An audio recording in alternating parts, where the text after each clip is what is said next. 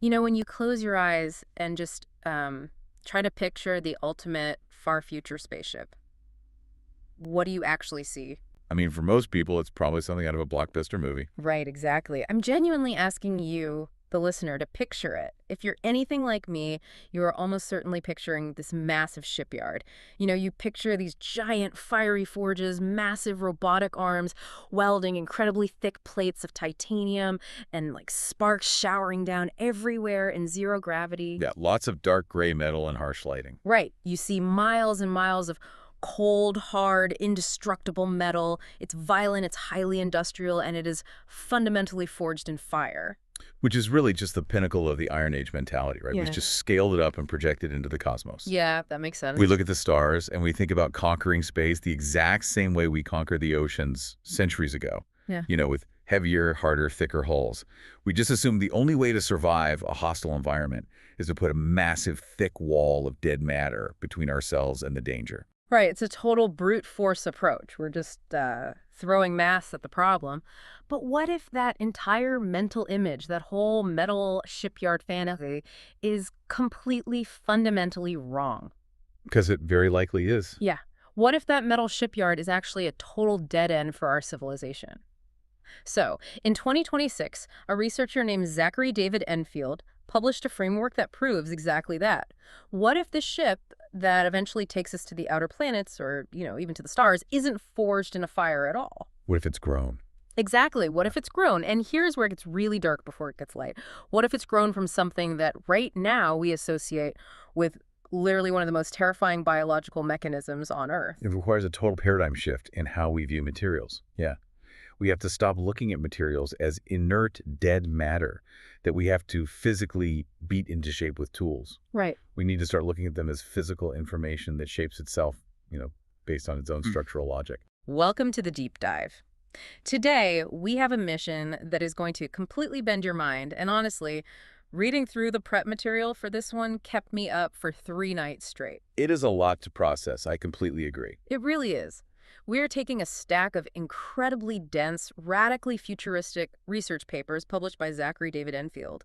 The primary document is this massive thesis titled Prion and Amyloid Architectures, a Total Application Framework. And we're also pulling heavily from addendums for I and V, which are fascinating because they address his critics and scale these concepts up to the galactic level. Right. So our goal today is to show you exactly how an infamous biological mechanism, the prion, might just be the ultimate key to conquering deep space. We're talking self-growing spacecraft hulls. Computers powered by the ambient heat that's supposed to destroy them. Yes, biological nuclear batteries and megastructures grown from actual starlight. But our mandate today is absolute clarity.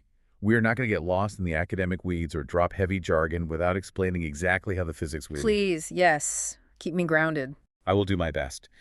We're going to focus on the underlying logic of these systems. We want to understand why they are so revolutionary, how biology can manipulate physics at the atomic level, and what it actually means for the future of human infrastructure out there in the vacuum of space. Okay, let's unpack this because we have to address the elephant in the room immediately. The word prion. Yeah, the word prion. When you hear that word, if you have any background in biology or honestly just remember the news from the late 90s, your brain probably goes straight to horror, mad cow disease. Creutzfeldt-Jakob disease, chronic wasting disease in deer. Exactly. It's this infectious, misfolded protein that converts healthy proteins into more misfolded proteins until the brain literally turns into a sponge.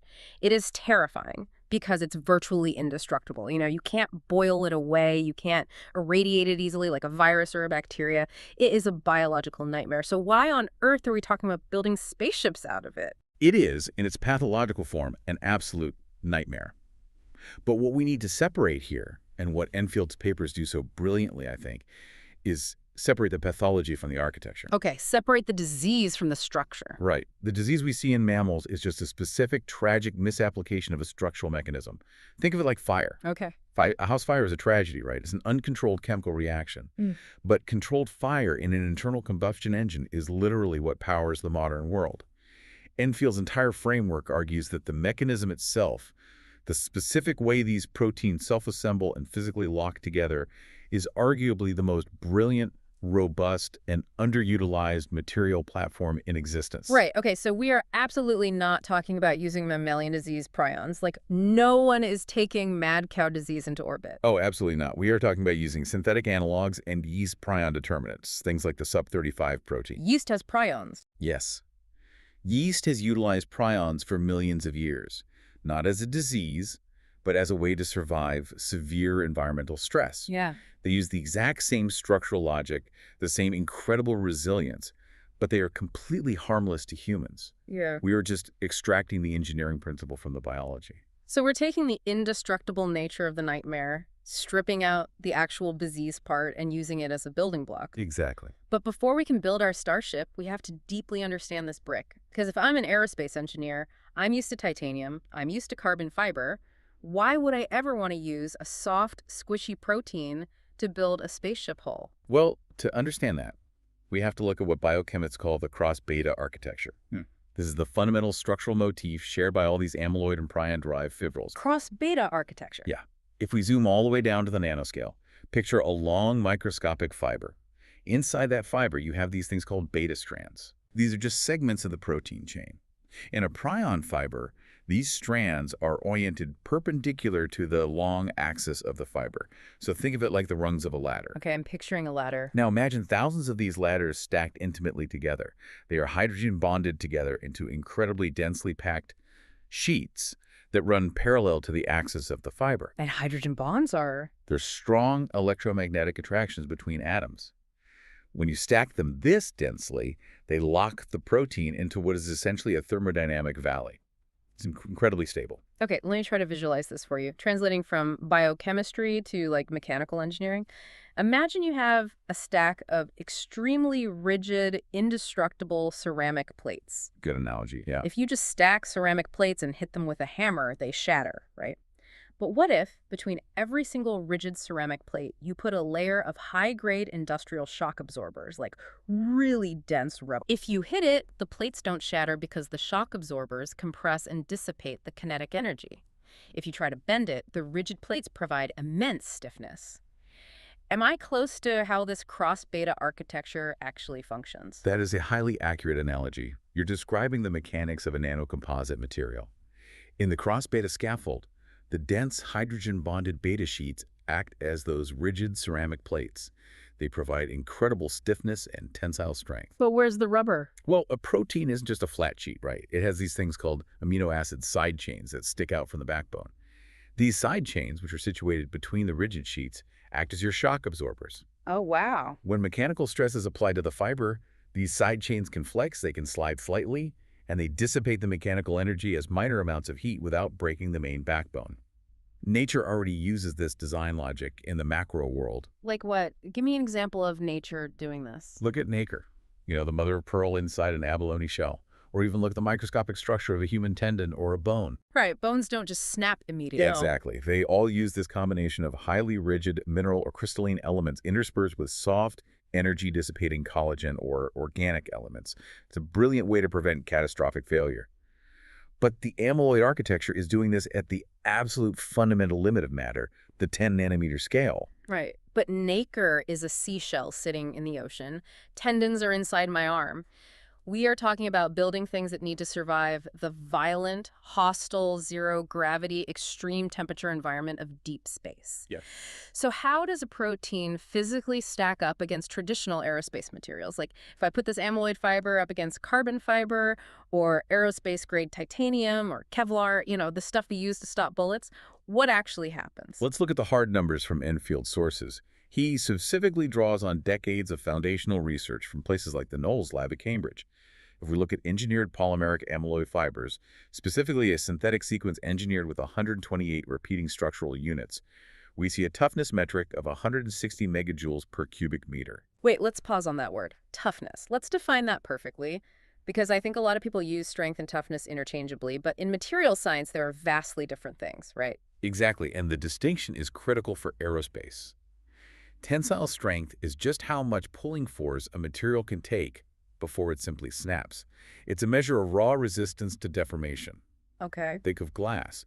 Glass actually has very high compressive and tensile strength, but it has terribly low toughness.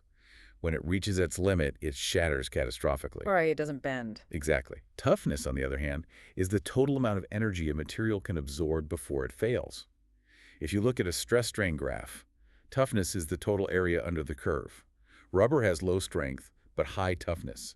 It stretches and deforms to absorb energy. Okay, that makes sense. The holy grail of material science, what every aerospace engineer dreams of, is a material with high strength and high toughness.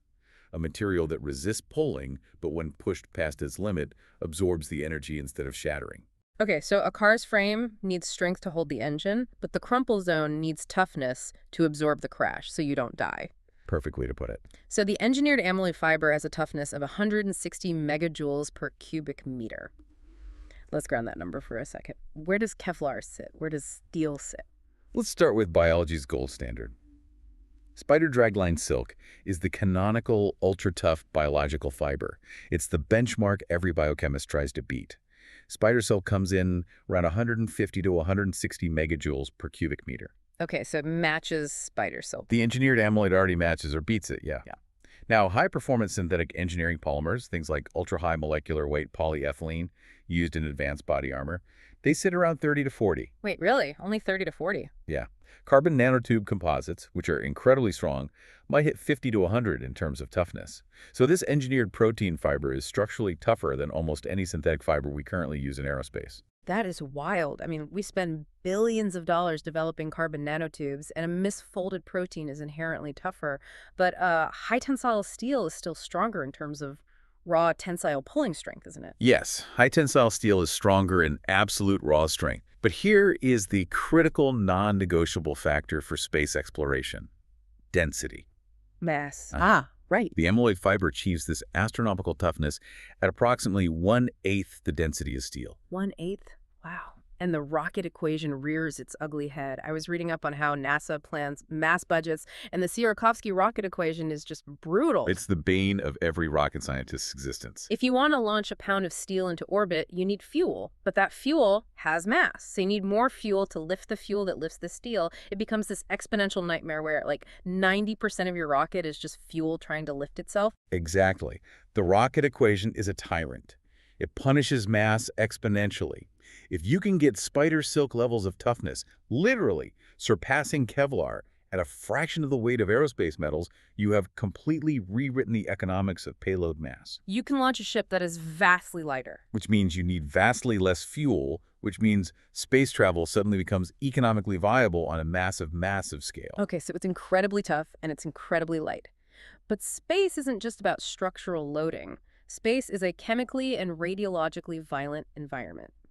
When I was going through Enfield's references, the chemical stability of this stuff just sounds absurd. It does sound anomalous for biology, but it's documented laboratory reality. These fibrils, when formed from specific functional sequences, exhibit resistance profiles that advanced synthetic polymers can only dream of. Researchers have literally incubated these amyloid fibers in concentrated sodium hydroxide, pure formic acid, and physically boiled them for hours. Okay, for anyone who hasn't taken chemistry in a while, concentrated sodium hydroxide is lye. It dissolves human tissue. Boiling formic acid will melt through most organic matter. If you drop a normal protein like an egg white or piece of meat into those chemicals, what happens? It immediately denatures.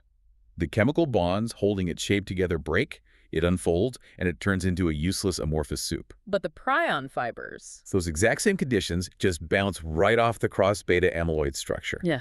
It is chemically inert to extreme pH variations, strong organic solvents, and harsh chemical detergents.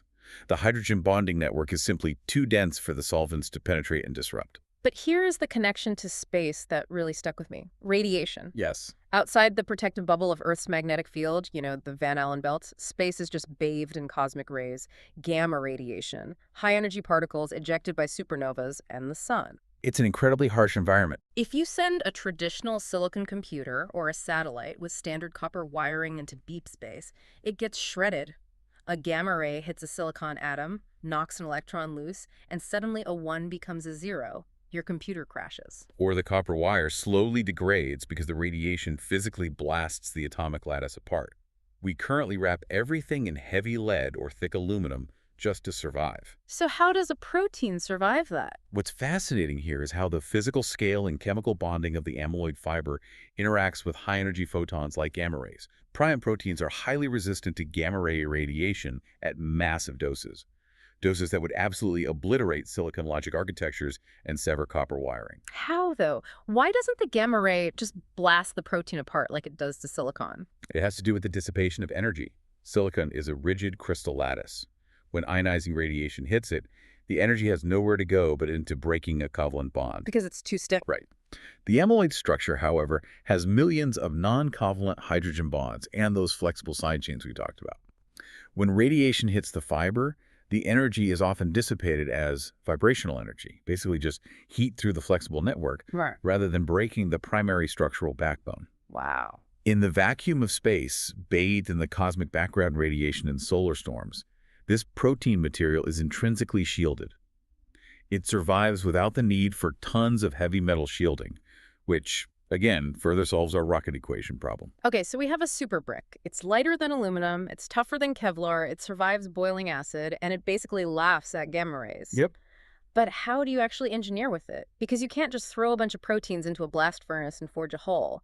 If I want a piece of metal to be stiffer, I change the alloy. How do I change the properties of a protein brick? That brings us to what Enfield defines as the hydrogen bond density, or HBD engineering principle. Hydrogen bond density. Right.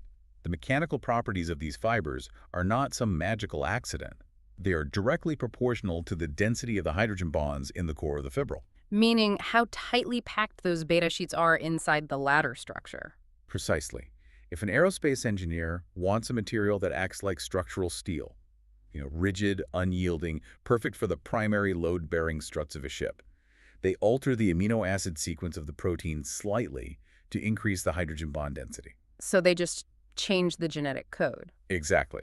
They use amino acids with smaller side chains, so the beta sheets pack incredibly tightly together. And what if they want something flexible, say an interior pressure bladder or like a flexible joint for a robotic arm? Then they decrease the HBD. They introduce disordered or polar-rich amino acid cores. They use bulky side chains that force the sheets slightly further apart, introducing more flexibility. So it's a tunable dial. It's a highly turnable dial. You don't need a different factory or a different smelting process to make a different material. You just change the genetic sequence of the protein at the start. And the exact same fundamental building block scales from rigid armor plating all the way to flexible webbing. Which perfectly leads into the massive logistical shift Enfield proposes. Because knowing we have this incredible, tunable supermaterial is great. There. But getting it into orbit is still expensive, even if it's incredibly light. A pound is a pound when you're fighting Earth's gravity. Absolutely. The real paradigm shift here isn't just the material itself, it's how we manufacture it. Because if we don't have to build the ship in a massive facility on Earth and strap it to a giant rocket, what if we could just, grow it in space? Now we're moving from localized material science to civilizational manufacturing logistics. The traditional way human beings build things is what we call the mold or fabrication paradigm. It's subtractive or physically brute forced.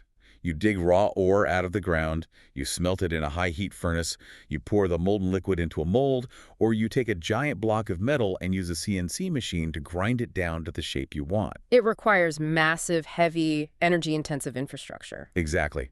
And you absolutely do not want to launch a billion-dollar, 10,000-ton steel mill to Mars. The cost would bankrupt the planet. So how does the protein do it? The amyloid manufacturing process operates on entirely different physics. It operates on the seeding paradigm. Because these proteins self-assemble via a templating cascade, you don't need a forge. You don't need a foundry. You just need a vat. A vat, like a brewery. Exactly like a brewery. Enfield describes the basic module as a 10,000-liter bioreactor. You seed this reactor with just 1 single gram of pure, preformed amyloid fibril. Just 1 gram. 1 gram. This is your seed. You fill the reactor with a liquid medium completely saturated with loose, unfolded protein monomers. And then you simply agitate it mechanically. You stir it. Okay, let me walk through the exact mechanism of this cascade, because this is where the prion logic really shines. The seed is placed in the vat. It acts like a molecular template, right? Right. It bumps into a loose protein monomer floating in the liquid. Because of the thermodynamic landscape we talked about, the seed physically grabs that loose protein and forces it to fold into the exact same cross-beta shape, adding the new piece to its own end. Yes. The fibril grows longer at its So tips. the seed grows longer. And this is where the mechanical agitation, the stirring, is absolutely vital. As the fibril grows long, the stirring physically snaps it into smaller pieces. Oh, Now, instead of one seed with two growing ends, you have dozens of smaller seeds, all with fresh growing ends. They all grab loose monomer, they grow, they get snapped by the stir. You have hundreds, then thousands. it is an exponential replication cascade. Within a matter of days, that single microscopic gram of seed has organized the loose protein soup into massive kilograms of pure, structurally aligned fiber. So I want you, the listener, to imagine you are an astronaut arriving on Mars. You are not waiting for a cargo ship to drop heavy steel panels so you can build your habitat. You set up a lightweight plastic bioreactor. Yep, a simple bag, basically. And where do you get the protein medium? You don't bring it from Earth. You grow cyanobacteria, basically highly engineered algae. The algae eat the Martian atmospheric carbon dioxide, they use the sunlight hitting the surface, and they photosynthesize that raw carbon into protein monomer. Okay. Take that protein, put it in the vat, drop in a pinch of seed you brought in a test tube, and you literally brew your habitat walls. The energy cost of manufacturing drops by orders of magnitude. The geographic constraint is completely eliminated. As long as you have starlight, a carbon source, and water, you can manufacture aerospace-grade structural composites literally anywhere in the solar system. You are replacing industrial machinery with biological exponential growth. Okay, but I have to push back here. Whenever we talk about exponential biological growth, my alarm bells go off. That's fair. The cancer analogy. Exactly. If I have a ship made of this stuff, and the hull is fundamentally made of a protein that aggressively forces other proteins to join its structure, what stops the ship from just endlessly growing? What stops the hull from acting like a cancer, constantly expanding until it fills the cabin and suffocates the crew? That is a crucial engineering safety question. But the answer lies in the availability of the monomer, the raw material. The fibril can only grow if it has access to liquid, unfolded protein. Right. Once the bioreactor process is finished, the newly grown fibers are extracted, washed, and dried into a composite material. There is no free liquid monomer left in the final hull panel. The cascade halts perfectly because it simply runs out of fuel. The ship is a completed, stable structure. Okay. It's like pouring concrete. Once the water reacts and it cures, it's done. It doesn't just keep making more concrete out of thin air. Exactly. So let's look at the completed ship. We've brewed our hull. It's tough, it's light, but space is full of micrometeoroids. Tiny, high-speed projectiles. Right, little grains of sand or comet dust traveling at 20,000 miles an hour. They can punch right through a conventional metal hull like a sniper bullet. If a titanium hull gets punctured, you have a rapid decompression event, a massive leak, and a lethal crisis for the crew. The metal cannot fix itself. No, you have to suit up and weld a patch over it. But Enfield points out something incredible about this biological armor concept, drawing from bacterial biofilms in nature. Yes, specifically the curly fibers produced by E. coli bacteria. E. coli aren't just pathogens. They use functional amyloids to build massive, tough biofilms to protect themselves from the environment. Okay. Think about the physical geometry of a micrometeoroid puncture in an amyloid composite hull. Imagine the hull is constructed of these incredibly tough amyloid fibers embedded in a slightly softer, protein-rich matrix that we specifically engineered to contain a dormant reserve of unfolded monomer. A dormant reserve, so a tiny bit of fuel is trapped in the wall. Precisely. Now, when a micrometeoroid punches a hole through that composite wall, it violently tears the material. It breaks the structural fibers around the impact site. It snaps them, just like the stirrer in the bioreactor. Right. And what happens when you snap an amyloid fiber? You create fresh reactive fiber ends. Because the impact also pulverized the surrounding matrix, those newly exposed reactive ends are suddenly bathed in the dormant, unfolded protein monomer that was trapped in the wall. Oh, wow. It's exactly the same cascade. The mechanical trauma of the bullet hole literally triggers the healing process. Precisely. The mechanical damage initiates a spontaneous localized seeding cascade. The exposed fiber ends grab the available monomer and begin templating. That's incredible. The fibers grow outward from the jagged edges of the puncture, reaching horizontally and vertically across the vacuum gap, tangling, bonding, and reweaving the structural net. The hull literally heals its own wound from the inside out. That is It's a structural miracle. Deep space vehicles could automatically seal their own pressure hulls without any astronaut intervention. Without sending robotic repair drones outside, without alarms blaring, it's structural biology responding to mechanical trauma with spontaneous regeneration. The ship bleeds, but the blood instantly turns into new armor. It creates an entirely new safety paradigm for long-duration missions. The material itself is an active participant in the survival of the crew. Okay, so we have a hull that we brewed in a vat for Martian algae, and it dynamically heals its own bullet holes. But a hull does not make a spaceship. Now, you need a lot more than that. A spaceship is a vastly complex machine. It needs wiring, it needs sensor arrays, it needs a massive computational core to navigate orbital mechanics.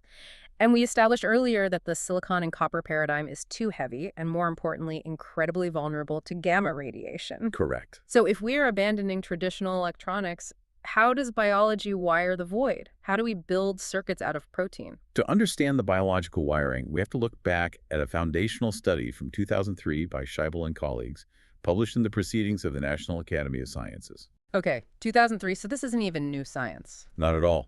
They were working with the NM region of the sub-35 yeast prion. They found that these specific engineered fibers self-assemble into remarkably stable structures that are exactly 10 nanometers wide. 10 nanometers. But the real breakthrough was that they engineered the surface of these proteins to selectively template the deposition of gold particles. Okay, let me visualize this bottom-up manufacturing. Today, if Intel wants to make a nanoscale wire for a microchip, they use lithography. Right? They take a massive silicon wafer, go into a multi-billion-dollar clean room, shine extreme ultraviolet lasers through complex masks, etch away the material with toxic chemicals, and deposit metal. It's subtractive and wildly expensive. Yes. Now contrast that with the biological approach. You have a vat of liquid. You place a starting node and an ending node. The engineered protein fiber naturally grows itself, reaching across the gap. Because of the specific amino acids placed on its exterior, when you introduce a mild gold solution into the vat, the fiber chemically pulls gold atoms out of the liquid and coats itself perfectly, atom by atom. It's a wire that lays its own tracks at the 10 nanometer scale. The biology does the precise positioning automatically. You don't need the clean room or the billion-dollar lasers. It is absolute, flawless, bottom-up fabrication, but the Enfield framework pushes it even further. By 2021, another set of papers demonstrated that certain tightly packed amyloid crystals don't even need the gold coating. They can conduct electrons intrinsically. Wait, okay, I definitely need help with this one. A raw protein conducting electricity. Yeah. How is that physically possible? I know copper conducts electricity because metals have a sea of free electrons that easily flow, but proteins are made of carbon, nitrogen, oxygen. They usually insulate. Rubber and plastic are insulators. How does a protein carry a current? It relies on a quantum mechanical mechanism called tyrosine hopping. Tyrosine hopping. Let's look at the chemistry. Tyrosine is an amino acid. Its side chain contains an aromatic ring picture, a microscopic hexagon made of carbon atoms. Okay, a little carbon hexagon. Above and below this carbon hexagon, there is a delocalized cloud of electrons. In a normal, loose protein, these rings are far apart. So they can't interact. Right. But remember how tightly packed the amyloid core is. In certain sequences, the cross-beta structure forces these tyrosine hexagons to stack up perfectly on top of one another, like a roll of coins. Like a roll of coins, okay. This creates what physical chemists call Pi-P stacking. The electron clouds of each hexagon overlap with the one above and below it, creating a continuous, unbroken microscopic cylinder of electron density down the center of the fiber. Oh, so they physically merge their electron clouds to create a tunnel. Exactly. When an electrical potential is applied, holes, which are just the absence of an electron acting as a positive charge, can quantum mechanically hop along this overlapping pathway over micrometer distances. So the physical geometry of the fiber naturally forces these chemical rings so incredibly close together that electricity can just jump down the line. It's a living wire. It is a self-assembling, highly conductive, radiation-hardened organic semiconductor, and it weighs practically nothing. Which perfectly brings us to the brain of the ship. We've established that cosmic rays shred silicon logic gates. If you're on a 10-year mission to Neptune or, a multi-generational mission to Alpha Centauri, you simply cannot have your primary navigation computer constantly flipping ones and zeros because a stray gamma ray hit the processor. You'd end up flying into a sun. Exactly. So Enfield proposes the prion DNA thermodynamic computer. And this is the section of the reading where my brain almost melted. We're talking about something he calls a computational soup. The phrase computational soup perfectly captures the paradigm shift. In a traditional classical computer, your laptop, or a massive server farm, you have a rigidly separate physical component. Right. The hard drive is here, the processor is there. Exactly. You have the magnetic hard drive or solid-state drive for long-term storage. You have copper wires or fiber optics for routing signals, and you have the silicon transistors acting as logic gates to do the math. In this biological molecular architecture, all of those functions exist at the exact same sub-nanometer scale, floating in the exact same medium. Okay, let's break down the soup. What does what? Where is the memory and where is the processor? DNA provides the information storage. This is something science has been working on for decades. Standard computers are binary. They use a 0 or a 1. A transistor is off or on. Right. DNA, however, is quaternary. It relies on 4 distinct base pairs, adenine, cytosine, thymine, and guanine. Because of this, every molecular state change encodes 2 bits of information instead of 1. So it's way more dense. When you look at the 3-dimensional volume of a liquid suspension of DNA, its information density dwarfs any solid-state silicon architecture by billions of times. So the DNA strands floating in the soup are your hard drive. But DNA computing has a huge problem, right? I remember reading about it. You can store the entire Library of Congress in a drop of water using DNA.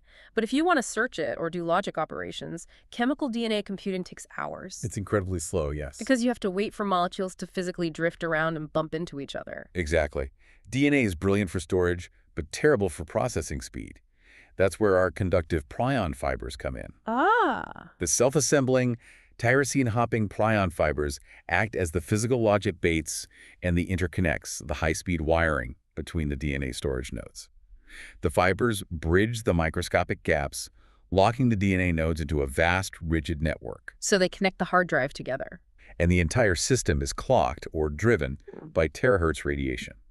Terapulses resonantly excite the hydrogen bonds in the DNA, causing them to physically unzip and rezip in picoseconds, executing the logic gate operation. Okay, I have to push back hard here. Because when I hit this point in the reading, I thought the whole theory collapsed. This is exactly what Addendum V, the total descent section, focuses on. Critics point out a massive, glaring physical problem with this setup. The water absorption problem. Yes. Terahertz radiation is incredibly heavily absorbed by water. That's just physics. But DNA has to be in an aqueous environment to survive. It's wet. If you hit wet DNA with high-frequency terahertz radiation, the water surrounding it absorbs the radiation, blocks the signal, and turns that radiation directly into heat. Right. Wouldn't that instantly boil the computational soup and destroy the delicate thermodynamic precision you need to do math? It sounds like putting a computer in a microwave. It is absolutely the most technically sophisticated objection a critic could raise. And for classical computing, it would be a total death sentence. But it is entirely dismantled by a monumental physics breakthrough published in Nature in 2025 by Caltech researchers. The critics assume this is a classical deterministic computer, where heat is treated as noise and thermal dissipation is the ultimate enemy. In classical computing, you spend massive amounts of energy running fans and liquid cooling just to fight the heat. Right. Data centers use half their power just for cooling. But Enfield's architecture relies on thermodynamic computing. Thermodynamic computing, meaning what? How does it survive the heat? It doesn't survive the heat. It inherently requires the heat to function. It harvests it. Wait, what? The Caltech paper demonstrated that localized heat cycles, specifically controlled thermal ramps, are exactly the mechanism that restores these complex, enzyme-free DNA logic circuits. The heat essentially resets the spring. Okay. It drives the thermodynamic system from equilibrium to an out-of-equilibrium state, providing the potential energy for the next round of computation. The researchers successfully ran complex neural network computations across 16 continuous rounds, powered by nothing but temperature cycles. Wait, let me get this straight. So the T8's radiation hitting the water, which creates all that heat, isn't a bug, it's the feature. The heat is the battery driving the logic. Precisely. The initial TR cell's pulse writes the data by driving the state transition. The resulting thermal cascade, the localized heat generated by the water absorption, stabilizes and propagates that physical state through the prion logic network. And the controlled cooling and heating cycle physically recharges the DNA for the next operation. This system operates near what physicists call the Landauer limit. Okay, the Landauer limit. Explain that for us, because that's a deep physics concept. Rolf Landauer was a physicist who proved that in computing, simply erasing a bit of information fundamentally requires a tiny amount of energy, which is released as heat. Erasing data makes heat. Exactly. It's the absolute thermodynamic floor for computation. Mhm. Modern computers operate millions of times above the Landauer limit. They waste staggering amounts of energy. Hmm. But this biological computer, because it physically propagates conformational states rather than constantly erasing and rewriting binary bits, operates right near that absolute theoretical floor of efficiency. So it doesn't waste energy. It uses the ambient thermal energy of the spacecraft, the heat of the engines, the sun, and the whole to power a processor that is not only near zero energy, but is utterly immune to cosmic ray bit flips, because a gamma ray can't accidentally unzip a million hydrogen bonds simultaneously. That is just a complete conceptual judo move on the laws of physics, using the exact thing that's supposed to destroy the system to power the system. It's elegant. Okay, so we have a brain that eats heat and a hole that heals itself. But a spaceship needs to actually move. And Enfield talks about propulsion integration, specifically gravitomagnetic drives. Right, getting into really advanced stuff. We are talking about highly advanced, near-future propulsion concepts, liquid metal vortices manipulating the vacuum field, stuff that requires insane amounts of energy and creates massive electromagnetic stress. How does a microscopic protein wire hold up to an engine that is fundamentally trying to warp space-time? Don't you need massive copper coils the size of a building? This is where the physical geometry of the prion fiber solves a massive engineering headache. Any advanced propulsion system operating on vacuum energy perturbation requires incredibly complex, precise, and highly nested electromagnetic fields. Right. To generate those fields, you need conductor coils. Usually, shaping those fields requires highly complex external engineering. You have to physically wind massive copper coils perfectly, layer upon layer, to force the magnetic field into the correct shape. If a single winding is off by a millimeter, the field collapses. But our Enfield points out that prion fibers are helical. When they self-assemble, they don't grow perfectly straight. They naturally twist into microscopic spiral staircases. Exactly. They possess intrinsic molecular chirality. Some sequences naturally form left-handed helices. Some form right-handed helices. When you pass an alternating electrical current through a helical conductor, the resulting magnetic field inherits that exact physical helicity. Oh, wow. It generates a circularly polarized magnetic field completely passively. Meaning the aerospace engineers don't have to build a highly complex heavy metal structure to make the magnetic field spin. The material itself is the shapes. The living wire naturally spins the field just by existing and conducting current. The material is the electromagnetic field architecture. And because these cross-beta fibers survive chemical and thermal conditions that would melt standard wiring, and because they possess that self-repairing mechanism we discussed, they maintain that complex EM field architecture flawlessly under the extreme thermal and mechanical stresses of a functioning gravity well. This is starting to sound much less like building a rigid ship and vastly more like growing a living organism. It really is. But organisms need food, and massive gravitomagnetic engines need raw power. If we're generating magnetic fields that warp space-time, this terahertz DNA computer isn't powering a warp drive. Solar panels aren't going to cut it out by Pluto, where the sun looks like just another bright star. Where's the raw megawatt juice coming from to power this? And that brings us to what Enfield calls the coalescent transducer. The biological nuclear battery. This is perhaps the most elegant integration of biology and physics in the entire framework.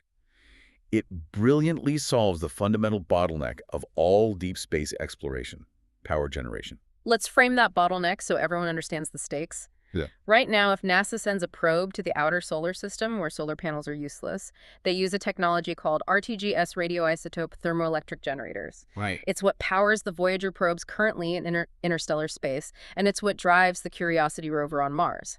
Basically, you take a heavy lump of highly radioactive plutonium-238. As it naturally decays, it gets incredibly hot. You then wrap that lump in thermocouples, which are devices that turn the difference in temperature between the hot plutonium and the cold space vacuum into electricity. The profound problem is they are heavy. The thermocouples constantly degrade over time because they are being blasted by the radiation from the plutonium, and they are terribly inefficient. They sit at a maximum of maybe 6 to 8% efficiency. It's basically an incredibly high-tech, heavy steam engine without the steam. You waste 90% of your energy as useless heat. The inefficiency stems from a fundamental physical separation. In a conventional beta-voltaic cell, or an RTG, you have a solid radioactive source sitting next to a separate energy conversion material, like a semiconductor junction. Okay. The beta particles, or radiation emitted by the nuclear decay, have to physically travel across a microscopic gap to hit the transducer and make electricity. During that transit, they constantly crash into surrounding non-transducing material and lose energy as wasted heat. Because they're hitting the wrong stuff. Right. This phenomenon is known in nuclear physics as self-absorption. The fuel basically absorbs its own energy before you can harvest it. So how does growing a protein fix a fundamental nuclear physics problem? It looks to a monumental 2024 paper published in Nature by researchers at Soochow University. They proved a concept called the coalescent transducer. They demonstrated that if you physically couple the radioisotope to the energy transducer directly at the molecular level, you eliminate that gap entirely. Oh, You wow. completely eliminate the self-absorption. By doing this in a specialized polymer, they achieved an astonishing 8,000-fold efficiency enhancement over traditional systems. Enfield takes this foundational principle and applies it directly to our superplug, the amyloid scaffold. But wait, how do you get heavy radioactive elements like uranium inside a biological protein? By utilizing CRISPR gene editing, researchers have already engineered specific bacterial proteins with an absurdly high affinity for binding to uranium. Right. Specifically, there is a sequence called the superuranol binding protein. It has a 7.4 femtomolar affinity. That means it grabs uranium atoms out of a highly diluted solution like seawater with the strength of an industrial magnet. Enfield proposes editing the genetic code of our manufacturing cyanobacteria to insert these uranyl binding motifs directly into the structure of the amyloid fiber itself. So let me visualize this bioreactor again. As the algae is growing the long structural fiber in the vat, we introduce a mild solution of trace radioactive isotopes.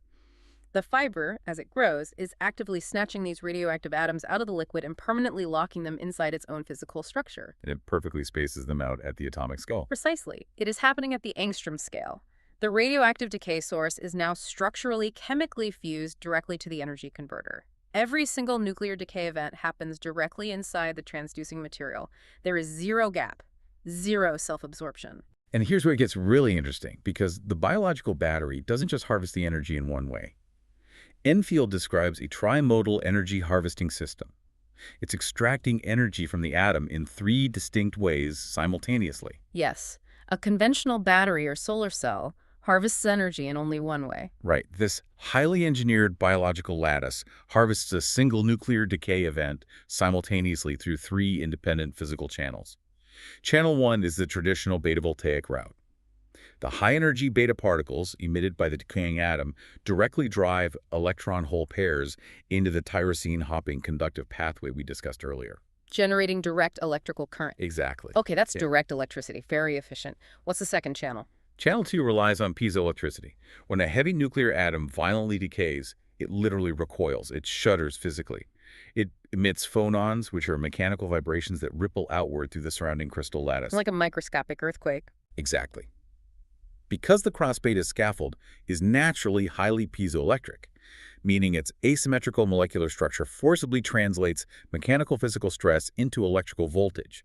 With a measured coefficient of up to 60 picometers per volt, it harvests the microscopic mechanical shockwave of the nuclear decay and turns it into electricity. That is brilliant. It's absorbing the actual physical kick of the atom splitting. It's like putting a shock absorber on an engine, but the shock absorber powers the headlights. And the third channel. Thermal gradient. Mm. The decay ultimately produces some residual heat. Across the 10-nanometer thickness of the fiber, there is a stark temperature differential between the intensely hot interior where the atom is trapped and the cooler surface. It acts as a nanoscale thermoelectric generator, capturing the final remnants of energy. So if we connect this all to the bigger picture, the astronauts arriving on Mars don't just grow the dead walls of their habitat. By altering the genetic code of the algae in the vat, they grow a solid-state, self-assembling, self-repairing nuclear battery. It's fundamentally made from algae, it's structurally infused with trace radioactive elements mined from Martian dirt, and it operates at an efficiency that makes our current multi-billion-dollar deep space RTGs look like primitive campfires. And critically, because the amyloid scaffold is intrinsically radiation-hardened, as we discussed earlier, The battery doesn't continually degrade from its own internal radiation the way silicon or conventional semiconductors do. Wow. It is a power source organically designed to outlast a centuries-long mission without maintenance. Incredible. Okay, so we have the ship, we have the dynamic self-healing hull, the thermodynamic brain, and the biological nuclear reactor powering the gravitomagnetic drives. But in all this hard physics, there's one incredibly fragile, high-maintenance component we haven't solved. Astronauts. Astronauts, they are human.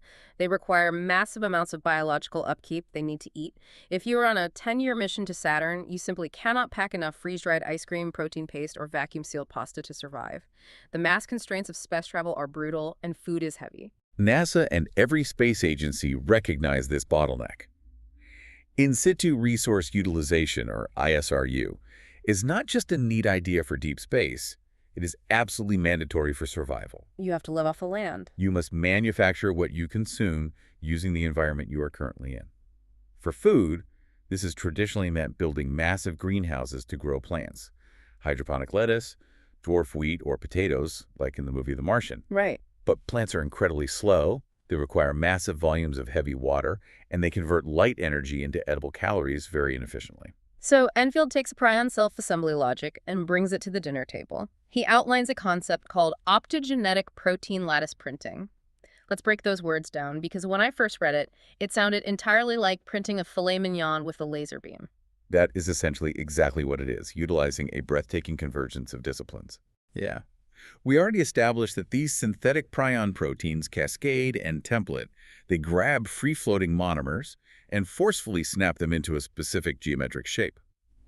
We also have a well-established field of molecular biology called optogenetics. Okay, optogenetics. This involves taking proteins and fusing them with light-responsive domains, such as the Cry2 or LOV2 proteins found in plants. These domains physically change their shape when struck by a very specific wavelength of light. Wait, like how our eyes work? When a photon hits the retina, it changes the shape of a molecule, which sends a signal to the brain. Exactly like that. In the eye, it's a molecule called retinal that flips its structure when hit by light. Optogenetics uses similar switches. If you fuse one of these light-responsive switches to our self-assembling structural protein, you gain absolute control over when and where the templating cascade begins. So if the protein is kept in the dark, it just floats there harmlessly as a liquid monomer. It doesn't grow. But the moment you shine a highly targeted blue or near-infrared light on a specific microscopic point in that vat of liquid, the switch physically flips. The protein forcefully unfolds into its active misfolded state, it nucleates, and it instantly begins to grow as solid fiber. Precisely. Now imagine a 3D printer.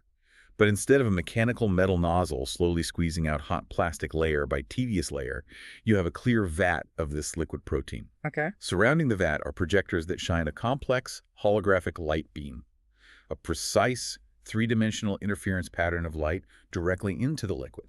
Wherever the light touches, the liquid instantly solidifies into a structured protein lattice. You're essentially writing solid biological structures into existence with light. But the psychological horror of this for the crew, I mean, eating protein paste from a tube is depressing, but eating a gray block of cyanobacteria jelly isn't much better. Does this actually make food or just sustenance? It creates food that is structurally indistinguishable from what you eat on Earth. And the reason lies in the resolution. Because this printing operates at the wavelength of light, hundreds of nanometers, it can perfectly mimic the exact microarchitecture of biological tissue. So it feels real. The reason a steak feels like a steak to chew, or a shrimp has that satisfying snap when you bite it, isn't magic. It is strictly dictated by the microscopic arrangement of muscle fibers and connective tissue at the 1 to 100 micrometer scale. Wow. This optogenetic lithography can print fibers exactly mimicking that specific architectural scale. It's not a mushy protein paste. It is structurally, physically identical to meat. So let's walk through the daily reality for our deep space crew. They are breathing out carbon dioxide every second. The vat of engineered cyanobacteria captures their exhaled CO2, uses the light emitting from the biological nuclear battery, and metabolizes that carbon into liquid protein monomer. Yep, creating the raw material. The holographic printer shines light into the liquid vat, and out comes a structurally perfect, nutritionally customized piece of meat. The astronauts eat the meat, metabolize it, breathe out CO2, and the cycle starts perfectly over again. The ecological loop is entirely 100% closed. It is the ultimate scientific realization of the replicator concept from science fiction. but it relies on no imaginary physics.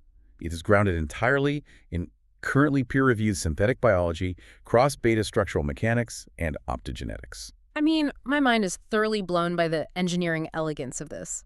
We've built a single, self-sustaining, self-repairing ship that eats heat, heals itself, and feeds its crew on a closed loop. It's a complete ecosystem. But Enfield's vision doesn't stop with a single ship.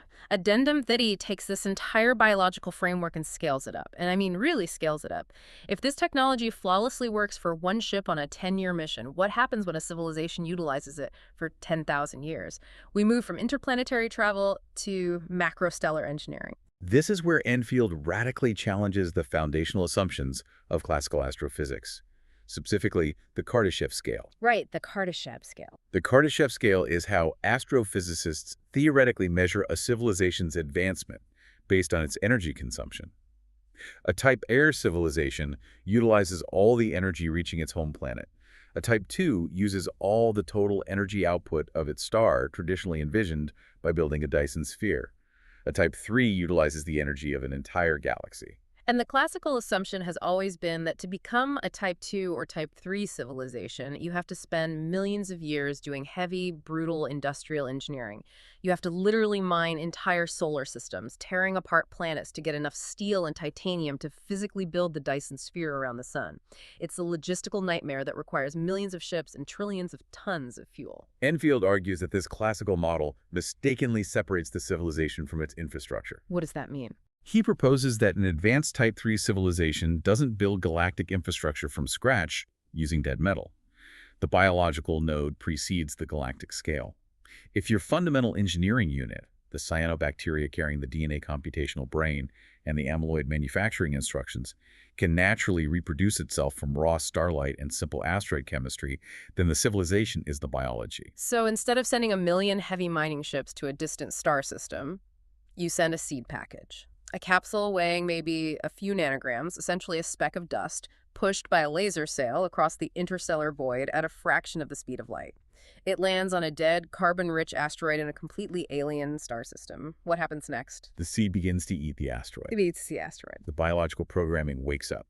It uses the local carbon, nitrogen, and water ice on the asteroid, powered by the light of the new local star. It organically grows the bioreactors. It manufactures vast expanses of the piezoelectric amyloid collector membranes. It genetically templates trace metals found in the asteroid to create highly reflective and conductive nanoscale surfaces. It just builds itself. It multiplies exponentially, doubling its mass every few days. It absolutely does not need a massive supply chain from Earth. It grows itself into a Dyson swarm in a matter of decades. A biological Dyson swarm. Yeah. Encompassing a star in a massive web of living tissue. And because it's made of that exact piezoelectric amyloid material we talked about earlier, it's not just passively sitting there soaking up sunlight like a dumb mare. It's a multimodal harvester operating on an astronomical scale. Yes, the principles perfectly scale. The vast biological collector membranes harvest the solar radiation via integrated photovoltaics. Right. But because the amyloid is intrinsically piezoelectric, the incredibly thin membranes also dynamically harvest the physical mechanical stress of the solar wind slamming into them. They harvest the tidal gravity forces of the surrounding gas giants pulling and stretching on the swarm's massive web. It is extracting vast amounts of energy from every single physical interaction in the solar system simultaneously. But it's not just a passive net, right? If you have a swarm of highly conductive, chiral, metallized protein webs surrounding an entire star communicating with each other, you have essentially created a giant stellar-scale electromagnetic coil. You can push back on the star. This is where the framework transitions from energy harvesting to active stellar engineering. A biological Dyson swarm operating as a coherent, synchronized electromagnetic field can act like a stellar tokamak. It can apply incredibly powerful, localized inward magnetic pressure to the star's outer plasma. Wait, we're talking about physically squeezing a star. Why would you want to squeeze the sun? To manage its lifespan and output through a process called acoustic resonance driving. The science of helioseismology tells us that stars naturally ring with massive acoustic frequencies, essentially sound waves traversing through the dense plasma. Okay, stars ring like bells.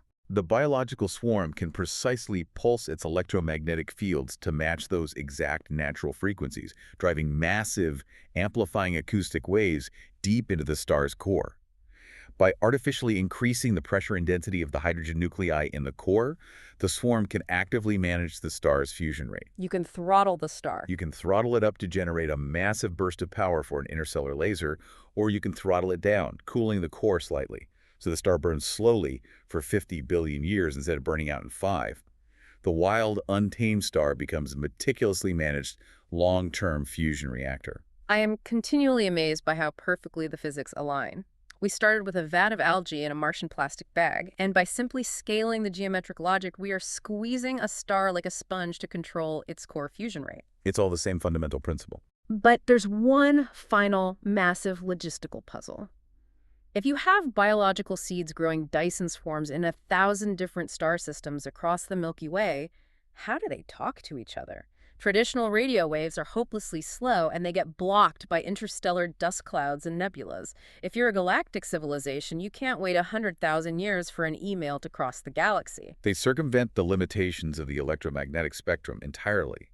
They leverage the Gertzenstein effect. The Gertzenstein effect. It's a theoretical physics principle, first mathematically demonstrated in 1962. It states that high-frequency gravitational waves and electromagnetic waves can physically convert into one another, provided they are in the presence of an extraordinarily strong static background magnetic field. Okay, let's translate that from theoretical physics to our biological swarm. How does the swarm build a galactic internet? The Dyson swarm, by nature of encompassing the star, is already generating a massive, coherent electromagnetic field. If the swarm computational core finally modulates that field, creating incredibly precise ripples in the magnetic field at a stellar scale, it can forcefully convert its electromagnetic communication signals directly into ripples in space-time itself. Gravitational waves. Gravitational waves. Unlike light or radio, gravitational waves pass straight through matter. They are not absorbed or scattered by interstellar dust, gas clouds, or other planetary bodies. The biological swarm becomes a galactic-scale gravitational wave transmitter and receiver.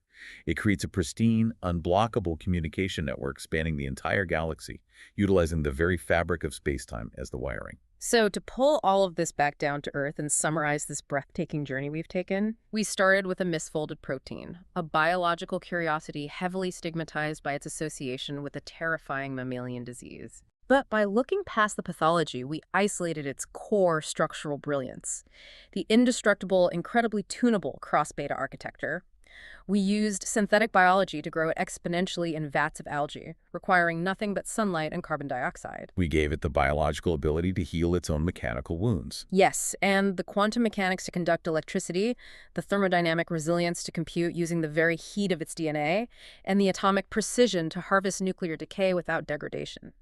And we scaled that single self-replicating biological node until it could consume a dead asteroid, encompass an entire star, control solar fusion, and whisper across the galaxy in ripples of gravity. It represents the ultimate, inevitable unification of biology, material science, and astrophysics. In this paradigm, the arbitrary line between raw material, constructed machine, computational logic, and living organism simply vanishes.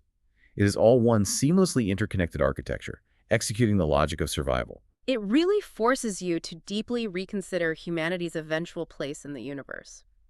Looking at Addendum the Fourth, there's a profoundly philosophical concept touched upon, drawing heavily on the work of the physicist John Archibald Wheeler. Yes, Wheeler's foundational concept of it from bit. It from bit. The radical idea that all physical reality, at its most fundamental level, is derived from pure information. When you zoom in and closely examine the active tip of that cross-beta fibril as it grows, its two-dimensional surface physically holds the entire molecular replication instruction necessary to build the vastly complex three-dimensional structural fiber. Wow. It acts as a physical hologram. It beautifully mirrors the Bekenstein-Hawking entropy formula for black holes. The idea that all the complex three-dimensional information of everything that ever fell into a black hole is perfectly encoded on its two-dimensional surface, the event horizon. Exactly. The geometry is the information. The physical material is the software. There is no separation between the code and the structure. You know, usually when we talk about a medical diagnosis or biology, there's this expectation of mechanical precision, like engineering. If you break your arm, the x-ray shows that stark, jagged white line of the fracture, and the doctor just points at it and says, there it is, that's the problem. We view biology as a machine that breaks. And when we look at a misfolded prion, we see disease. We see muddy, chaotic waters. Yes, we see a mistake. But Enfield looked deeply into those incredibly muddy waters and saw the fundamental blueprint for conquering the cosmos. When humanity finally takes that true, sustained step out into the deep cosmic void, we won't be attempting to brutally conquer it with massive sheets of cold, dead metal forged in earthly fires. We won't need to. We will be organically seeding it with a resilient, living geometry that silently writes itself into the stars. What does it actually mean for our place in the universe when the advanced machines we build to explore it are fundamentally indistinguishable from life itself? I think it means we are finally learning to listen and to fluently speak the structural language the universe actually uses.